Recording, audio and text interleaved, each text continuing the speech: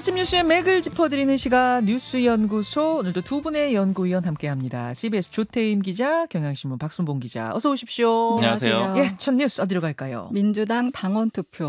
더불어민주당 원내대표 선거 내일 최종 선출을 하고요. 오늘부터 내일까지는 당원들 온라인 투표가 진행되죠? 네, 맞습니다. 이번 투표가 이제 특별한 건 여러 차례 얘기했지만 권리당원 온라인 투표가 이제 반영된다는 점 때문인데요.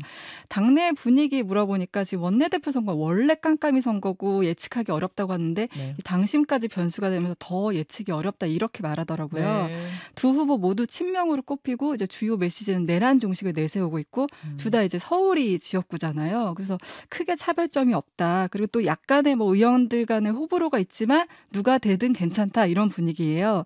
이번 원내대표는 여당되고 첫 원내대표이기 때문에 당정 관계를 원만히 이끌어야 된다는 점이 주요 과제거든요. 네. 그래서 대통령실과 얼마나 소통을 잘 하느냐 그게 이제 가장 중요한 변수로 꼽힐 듯합니다. 네. 뭐 의원들 사이에서는 뭐 누가 우세하다 이런 얘기도 있고 한데 이것도 다 말이 달라서 막상 막하인 것 같습니다. 이게 끝까지 못 맞추는 게 원내대표 경선이에요. 저도 뭐 여러 당이 치르는 걸 봤는데 기자들이 누가 우세해야 돼요? 누가 우세해야 되고 틀리는 경우가 너무 많아가지고요. 보통 표 계산을 하면은 네. 의원보다 한 4, 50명은 더 많게 나오는 게 보통 원내대표 선거예요. 그러니까 이쪽 후보한테도 도와준다, 저쪽 후보한테도 도와준다 하니까 이게 표 계산이 안 되는 거라 게다가 이번에는 당원들 투표까지 들어가서 더 알 수가 없는 상황입니다.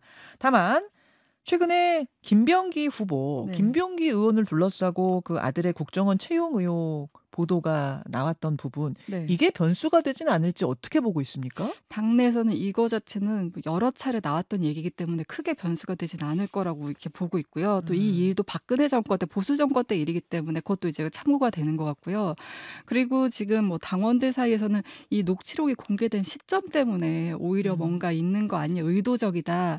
오히려 뭐 이렇게 좀 김 의원의 표를 줘야 된다. 이런 분위기도 있고 결과 이제 뚜껑 열어봐야 알 듯합니다.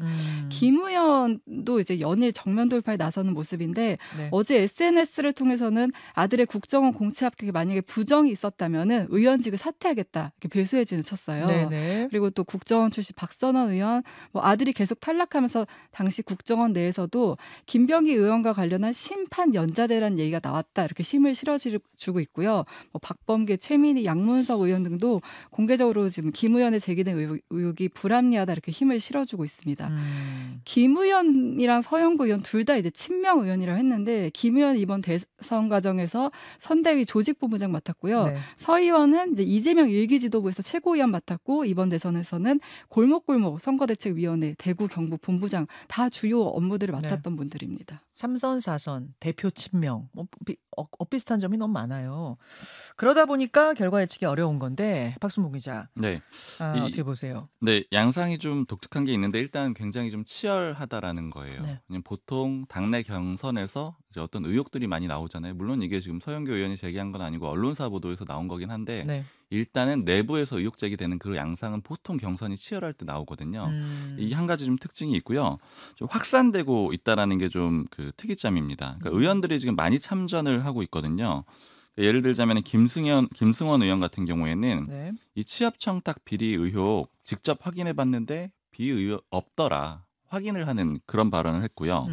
그다음에 박선원 의원도 마찬가지 얘기를 하면서 왜 이게 공교롭게 원내대표 선거를 앞둔 시점에 불거지느냐 이런 얘기를 합니다. 그것도 정청래 의원 같은 경우에도 마찬가지 얘기를 해요. 이거 문제 없는 거고 그러면서 언론으로 인한 억울한 피해는 없어야 된다 이런 얘기를 또 하거든요. 그러니까 이 흐름 자체는 그러면은 의원들도 여러 명 참전해서 지원해주는 그런 그림이 한 가지가 있고 그다음에 언론사 비판으로도 좀 확전을 하고 있습니다. 그러니까 이게 지금 보도를 많이 한 데가 MBC인데 네.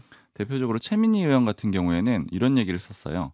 원내대표 선거에서 언론이 후보 검증한 적이 있었나요? 기이한 현상입니다. 이런 글을 썼거든요. 그리고 또 일부 지지자들 보니까 이제 커뮤니티 같은 데 올라온 글을 보면은 MBC가 뒤통수를 쳤다. 그다음에 이제 그 기사를 쓴 기자들한테 메일 보내자 뭐 이런 글들을 올려가지고 독려하는 이런 흐름도 또 나타나고 있거든요. 그래서 이제 언론사로까지 지금 이 불이 좀 번지는 그런 그림까지 좀 이어지고 있습니다. 그리고 여기에 더해서 국민의힘 같은 경우에는 주진 의원이 나서가지고 이 문제는 조국 시즌 2다 이런 식으로 또 이제 불을 지피는 그런 그림이 있거든요. 그래서 원내대표 경선에서 나온 이 의혹이 네. 여러 가지로 좀 확산을 하고 있다. 이게 첫 번째 그 지점이고요. 예. 지금 전반적으로 보면은 그 여야 모두 얘기 들어보면 이재명 대통령 임기 초에 되게 잘한다 이런 얘기를 하는데 대신에 이제 야당에서도 긍정평가하는 사람들이 많거든요. 예. 그런데 인사 문제에 있어서는 좀 문제들이 나오는 것 같다 이런 얘기들을 해요. 이게 지금 이제 김병기 의원 건도 그렇고 그다음에 오광수 민정수석 건도 그렇고 이런 것들은 지금 약한 고리라고 야권에서 보고 있거든요. 그래서 지금 국민의힘 자체가 그런데 내부적으로 하는 얘기들은 이 비판할 동력이 없다라고 하는 거예요. 왜냐하면 이제 내분이 워낙 심하다 보니까요. 국민의힘에. 그래서 어제 좀 인상적이었던 게 권성동 원내대표가 퇴근하면서 기자들하고 이 질의응답을 하는 과정에서 네. 이런 얘기를 하는 거예요. 기자들한테 여러분 우리 당 기사 요즘에 한 꼭지 쓰나? 그러면서 모타로 3-4명을 두냐 기자를 그냥 한 명만 둬라. 그건 무슨 의미인 거예요? 기사 하나밖에 안 쓰는데 왜 이렇게 여러 명 있느냐라고 그러니까 기사를 왜 이렇게 적게 쓰느냐라는 거고요. 어. 구체적으로 이런 얘기도 하더라고요. 한 꼭지 쓰면서 30분이면 쓰겠더라. 조중동 비롯해서 오면 기퉁이에 짤막하게 나오고 이런 얘기를 하거든요. 어허. 그러니까 이 얘기는 국민의힘이 지금 이슈에서 완전히 벗어나 있다라는 거죠. 근데 이게 여권에서 장점으로도 볼 수는 있는데 왜냐하면 모든 뉴스가 대통령실 아니면 여당 위주로 돌아가고 있어요. 그런데 문제는 여기에서 이제 인사 관련된 문제들이 지금 좀 불거지고 있다. 이건 좀 한 지점으로 봐야 될 것 같습니다. 그렇군요. 여당 원내대표 경선 오늘부터 내일까지 내일 결정이 됩니다. 정말 코앞으로 왔기 때문에 오늘 인터뷰도 준비를 했습니다. 잠시 후에 후보 인터뷰 함께 하시고요. 국민의힘으로 넘어가는데 국민의힘 상황은 사실 당내 상황은 훨씬 더 복잡합니다. 네네네. 지금 갈등이 하루하루 더 깊어지는 모양새예요. 네, 어제 원래 의총하기로 되어 있었는데 네. 의총 40분 전에 취소가 된 거예요. 권성동 원내대표가 의총 40분 전에 의원들한테 이제 공지를 보내서 이재명 대통령 재판 연기와 관련해서 당 차원의 규탄 대회를 개최하는 만큼 당의 역량을 여기에 집중해야 된다. 부득이하게 의총을 취소한다 이렇게 했어요. 그러니까 어떻게 보면 김용태 위원장이 낸 혁신안에 대해서 좀 일종의 무시 전략이라고 볼 수 있을 것 같은데요. 게다가 김용태 위원장한테 이 의원총회 취소 통보가 문자로 전해졌다. 그래서 김용태 패싱 뭐 그렇죠. 이런 제목까지 붙더라고요. 김용태 위원장한테 전혀 사전에 이 의총을 안 열겠다 이런 사전 교류가 없이 그냥 문자로만 띡 통보를 했기 때문에 그 패싱이라는 얘기가 나오는 상황입니다.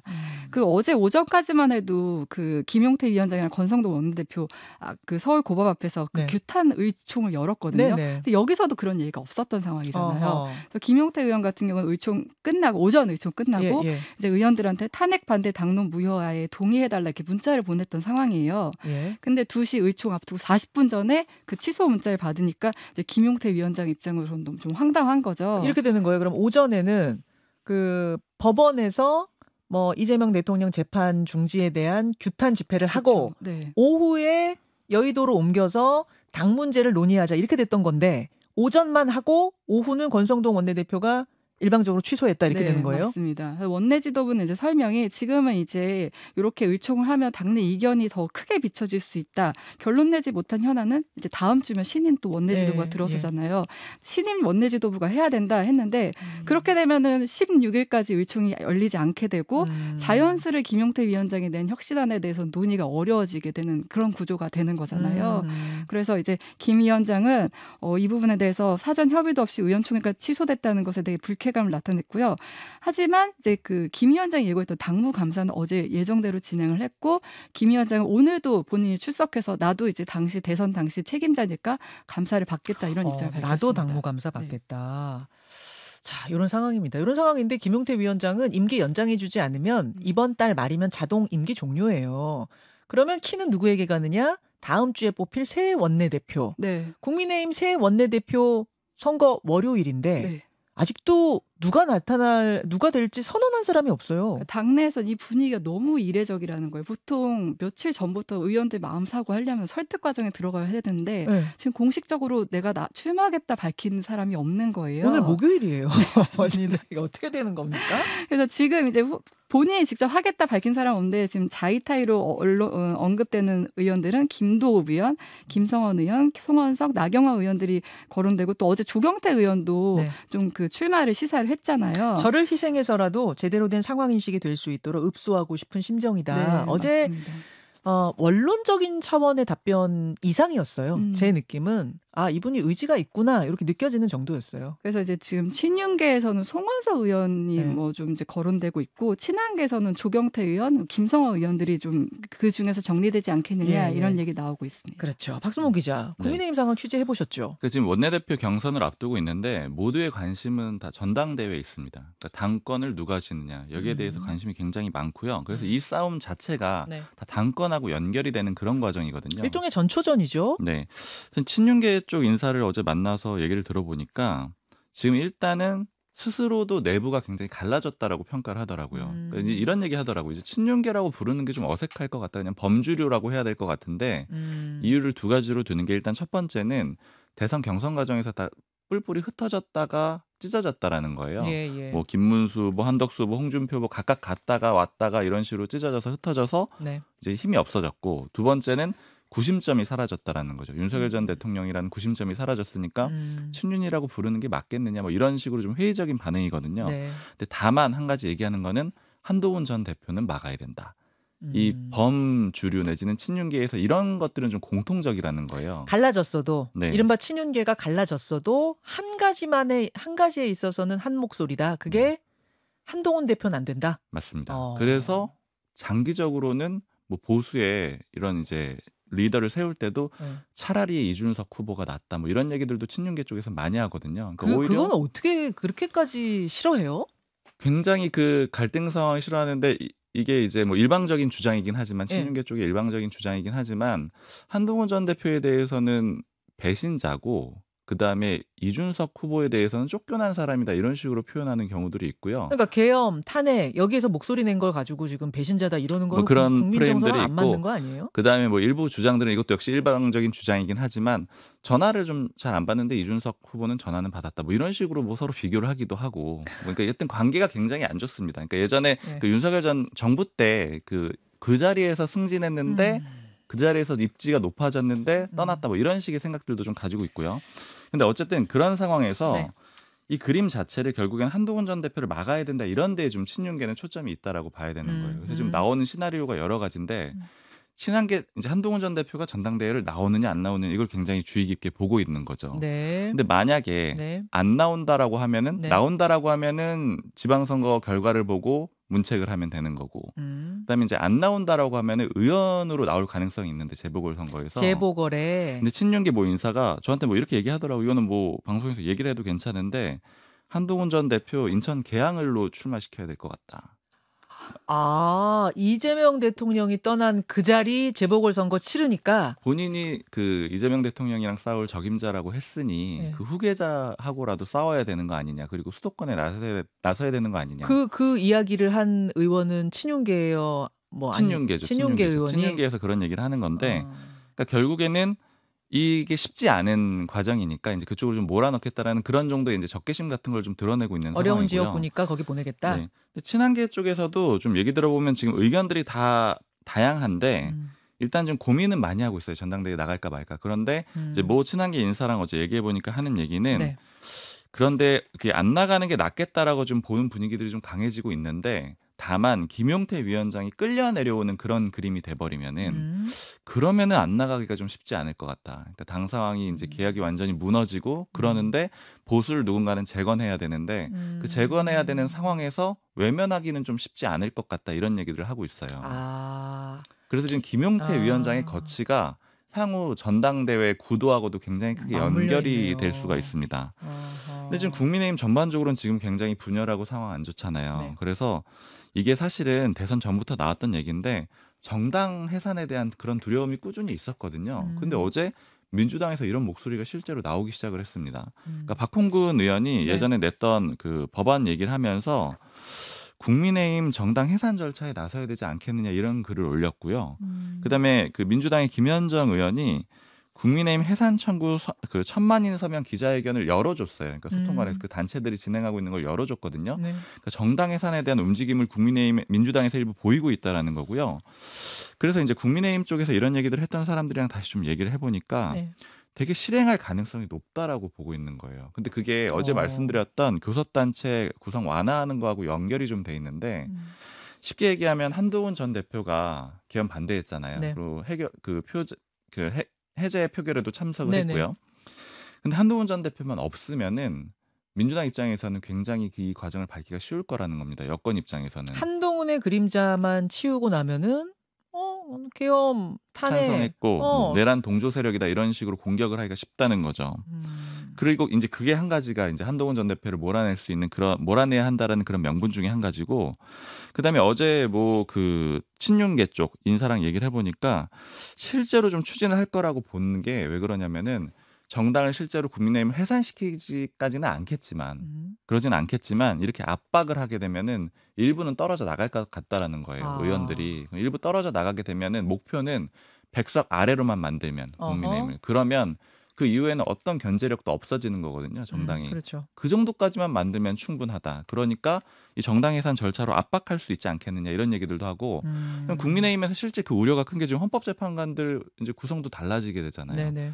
그러면 이제 헌재 가도 어떻게 될지 모른다는 그런 불안감들도 있고요. 실제로 어제 홍준표 전 시장도 또 그런 글을 올렸어요. 정당 해산할 거다. 뭐 준비해라. 이런 식으로. 각자 도생 준비해라. 여권의 핵심 관계자한테 물어보니까 특검 결과를 봐야죠 이렇게 얘기하더라고요. 정당 해산 하실 거예요 이렇게 물어보니까. 그러니까 정당 해산은 그냥 정당 해산해 이러면 하는 게 아니라 내란 특검 해가지고 거기서 뭔가가 이제 나오면 국민의힘과 연결된 부분이 나오면 그걸 가지고 민주당이 이 정당 해산을 추진하겠다 이렇게 가는 거잖아요. 네. 예. 그래서 열려는 있다 이렇게 봐야 될 것 같습니다. 잠시 후에 원내대표 후보로 나온 서영교 민주당 의원한테 이 부분도 한번 제가 질문을 해보도록 하겠습니다. 여러 가지가 다 맞물려 있는 상황, 그래서 더 복잡한 국민의힘 상황 정리해드렸어요. 다음으로 가죠. 검찰청 폐지 수순. 예, 이건 무슨 얘기죠? 네, 더불어민주당 의원들 중 일부가 검찰청을 폐지하는 법안을 냈어요. 검찰개혁의 일환인데 검찰청 폐지하고 중대범죄수사청, 중수청, 그리고 공소청을 신설하는 내용의 법안입니다. 현재 그 검찰청 제도를 완전히 폐지하고 대신 행안부 산하의 중수청을 그리고 법무부 산하의 공소청을 신설해서 수사권과 기소권을 분리하겠다는 건데요. 기소권은 그 공소청에 두고 네. 그 수사권은 중수청 이렇게 각각 분리를 하는 거예요. 그래서 검찰의 직접 수사 권한을 이제 완전히 박탈하겠다 이런 겁니다. 행안부 산하가 이제 경찰인 거잖아요. 네네, 지금 맞습니다. 그쪽으로 보니까 수사권은 몰아주고 법무부 산하에는 공소청만 둬서 공소만 할 수 있도록 기소만 할 수 있도록 하겠다. 네, 맞습니다. 그 기존에 검찰이 갖고 있던 그 7대 중대범죄 여기에다가 내란 외환죄를 추가해서 네. 이제 8대 범죄 수사권 중수청에 부여하는 거예요. 그리고 국무총리 직속으로 국가수사위원회를 설치해서 이 업무 영역이 중복되지 않도록 이제 관할을 조정한다고 하고요. 네. 그러니까 그러면 이제 기존 검사들은 중수청 수사관이나 이제 공소청 검사로 이동을 해야 됩니다. 이번에 검찰개혁 법안 발의. 근데 사실 이제 검찰개혁이 최우선 과제는 아니라고 이재명 대통령이 얘기를 했었잖아요. 네네. 그런데 이 발의 과정에 대해서 김용민 의원은 대통령실과 상의된 건 아니라고 하고요. 또 당론도 아니고 개별 법안 발의라고 이렇게 설명을 했습니다. 뭐 여기에 대해 당연히 국민의힘에서는 이제 법치주의 붕괴라고 반발하고 있고요. 법조계에서도 이렇게 되면 이제 수사력이 좀 떨어질 수 있고 비효율이 발생할 수 있다. 이런 우려가 나오고 있습니다. 자, 박순봉 기자. 지금은 네. 이제 대통령실하고 상의한 건 아니다. 개별 의원이 낸 법안이다라고 어떻게 보면은 투트랙 좀 선을 긋고 있는 분위기긴 합니다만 실제로는 어떻게 될 것 같습니까? 큰 그림에서는 이 그림으로 가지 않겠느냐 생각이 들어요. 일단 저도 어제 물어봤거든요. 발의한 의원 중에 한 명한테 이 대통령하고 당연히 대통령실하고 상의를 할 수밖에 없는 문제 아니냐 이렇게 물어봤더니 큰 문제니까. 진짜 안 했다라고 그렇게 얘기를 하더라고요. 그러나 이제 흐름을 보면은 네. 일단 이 큰 안을 던져놓고 의견도 좀 들어보고 네. 조율하면서 맞춰갈 걸로 보입니다. 전반적으로 다 좀 반응들을 물어봤는데, 네. 그러니까 뭐 예를 들면은 이제 법원, 그러니까 판사 쪽, 그다음에 경찰, 검찰 이런 쪽으로 물어봤는데. 일단 입장들은 다 다르지만 검사들은 반대를 하고 있어요. 근데 나머지들은 좀 대체로 찬성이라고 봐야 될 것 같아요. 그러니까 경찰 쪽에 물어보니까는 당연한 수순이라고 예측을 했었고, 특히 이제 제가 뭐 이런 지점들이 이런 거거든요. 검사들이 반대하는 지점은 수사의 독립성을 해칠 수가 있다. 행정부 산하로 가게 되면 이게 첫 번째거든요. 네, 예. 근데 여기에 대해서 물어보니까는 네. 모두가 그렇게 하고 있다라는 거예요. 다른 나라들도. 그러니까 미국도 그렇게 하고 있다라는 거예요. 그러니까 수사하는 기관들은 다 행정부 산하인데 본인들이 너무 그런 독립적인 그런 지위를 좀 특권적으로 요구를 해왔던 거다 이렇게 비판을 하고 있는 상황이고 그다음에 두 번째 문제는 뭐냐면 그러면 검사들이 가겠느냐라는 겁니다. 이게 지금 검찰은 완전히 없어지는 거잖아요. 네네. 그러니까 공소청은 기소만 하는 곳이고 거기에 남는 검사들만 검사예요. 근데 예를 들어 중수청으로 가면 어떻게 되냐면 수사관으로 이름이 바뀝니다. 그러니까 수사는 할 수 있어요. 검사가 그쪽으로 옮겨서 수사는 할 수 있지만 더 이상 검사는 아닌 거예요. 수사관을 1급부터 7급으로 이렇게 예. 주게 되거든요. 예. 뭐 합당한 그 급수를 주긴 하겠죠. 그렇지만 모두가 수사관이 되는 겁니다. 근데 경찰 쪽에서 하는 얘기가 수사관들 만나보면 검찰 수사관들 만나보면 좀 너무 좋아한다는 거예요. 수사관들은 이제는 중수청장 될 수도 있는 길이 열렸다라는 겁니다. 그리고 기존에 보면 일종의 계급제처럼 될 수밖에 없잖아요. 검찰청에서는 어쨌든 검사가 가장 그렇죠. 뭐 주요한 역할을 하는데 그런 것들도 다 깨지게 되니까 수사관들은 너무 기대하고 좋아하고 있다라는 거예요. 그러니까 지금 검찰청의 수사관들. 네, 그러면 결국에는 검사들은 선택을 안 갈 가능성이 좀 높고 그냥 공소청에 남거나 개업하거나 뭐 이런 식의 그림이 될 가능성이 좀 있다라는 겁니다. 근데 이제 인력이 넘어가지 않는 그런 문제는 좀 생길 수가 있을 것 같아요. 그래서 전반적으로는 좀 문제들은 이제 크지 않다라고 보는 분위기들은 좀 많습니다. 근데 이제 검사 내부는 좀 비판적으로 보는 그런 그림들이 있고요. 알겠습니다. 여기까지 보죠. 예, 두 분 수고하셨습니다. 감사합니다. 김현정의 뉴스쇼는 시청자 여러분의 참여를 기다립니다. 구독과 좋아요, 댓글 잊지 않으셨죠? 알림 설정을 해두시면 평일 아침 7시 10분 실시간 라이브도 참여하실 수 있습니다.